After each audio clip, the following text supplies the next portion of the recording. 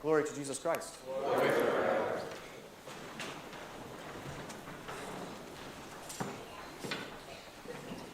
Many of us, especially the young, and especially the boys and men, strive to achieve greatness in our lives. We tend to look for and work towards important achievements, to conquer massive challenges, and to attain great glory.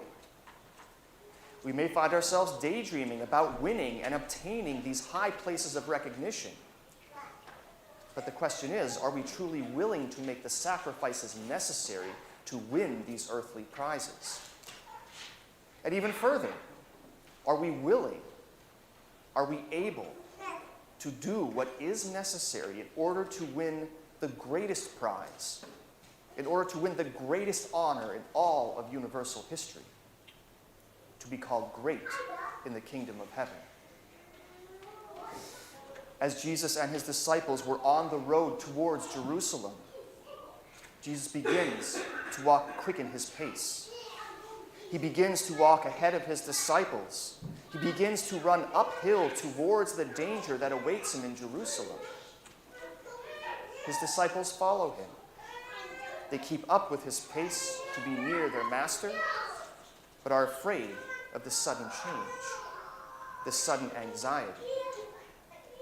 And what does Jesus tell his disciples who have followed him? Jesus foretells his betrayal.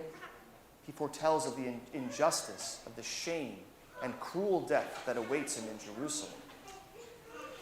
But Jesus also reminds them that on the third day he will rise.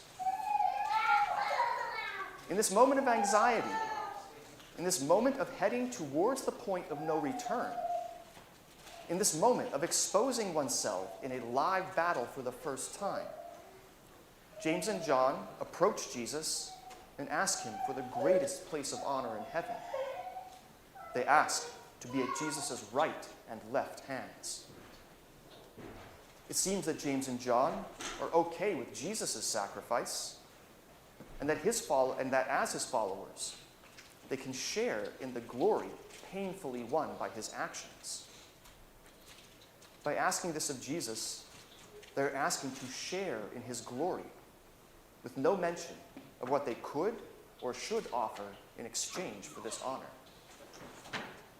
However, Jesus then asks them, "Are you able to drink the chalice that I drink, or to be baptized with the baptism with which I am baptized?" James and John answer in the affirmative. And after hearing Jesus' remarks and questions, they reflect, and they recognize that this chalice is not of sweet wine pleasing to the senses, but it is a chalice of humiliation, a chalice of ostracization, a chalice of silence in the face of personal injustice. Likewise, this baptism that Jesus is referring to is not a ritual cleansing with water, but rather the baptism that Jesus will be bathed in with is a baptism of pain, a baptism of his own blood, a cleansing of the flesh brought about by the complete disregard and destruction of it.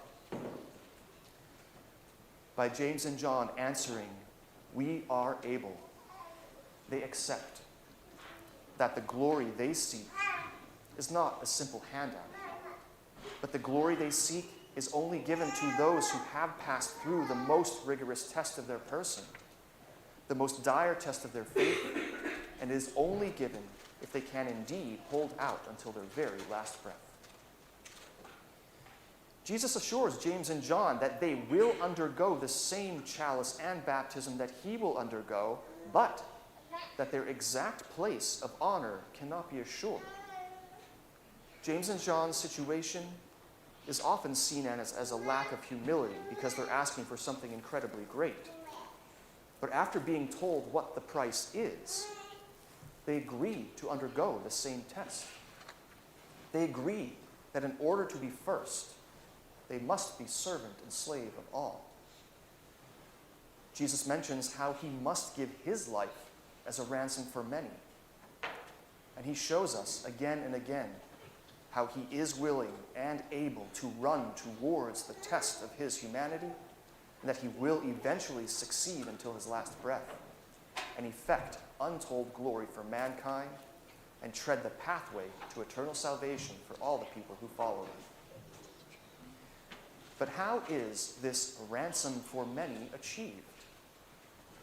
The author of Hebrews reminds us of all of the excellent knowledge, wisdom, and commandments given to us directly from God the Father in the books of Exodus and Leviticus. So, in order for humans to be cleansed of their sins, the high priest would confess the sins of Israel, right, while placing his hands on the head of a goat, and then send that goat into the wilderness to take those sins away. The high priest then offers sacrifices of animals, sprinkles the blood of goats and bulls within the Holy of Holies, onto the vessels, onto the horns of the altar, and they sprinkle the blood onto the mercy seat above the Ark of the Covenant in the inner sanctuary. For there is no forgiveness of sins without the shedding of blood. Jesus Christ, the Son of God, fully human and fully divine, he has accepted being a ransom for many. He has accepted being the servant of all. By his passion and his resurrection, Jesus becomes many things, all in one. He becomes the scapegoat, the one who takes away the sins of the world and removes them for those who believe in him. He becomes the sacrifice itself, shedding his divine and most perfect and pure blood for the life of the world. He also becomes the Lamb, the one whose flesh must be eaten in order for eternal death to pass over us. And he then becomes also the high priest, the one to offer the final sacrifice for sins, and the one to bring this sacrificial blood into the eternal sanctuary in heaven after his resurrection. As Jesus said on the cross, it is accomplished. It is finished. Glory, greatness, forgiveness of sins, and eternal life has been won and achieved and made available to all.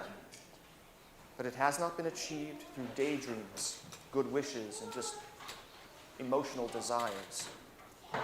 It has been achieved by adhering to the will of God, by dying to self and becoming the servant of all. If we wish to be great, if we seek glory and honor and monumental achievement, then we too need to follow Jesus Christ and the will of God for our lives, and let all those worldly elements of oneself that are against God's will, then we will need to let those things fall away, and eternal greatness will be given to us. Glory to Jesus Christ. Glory.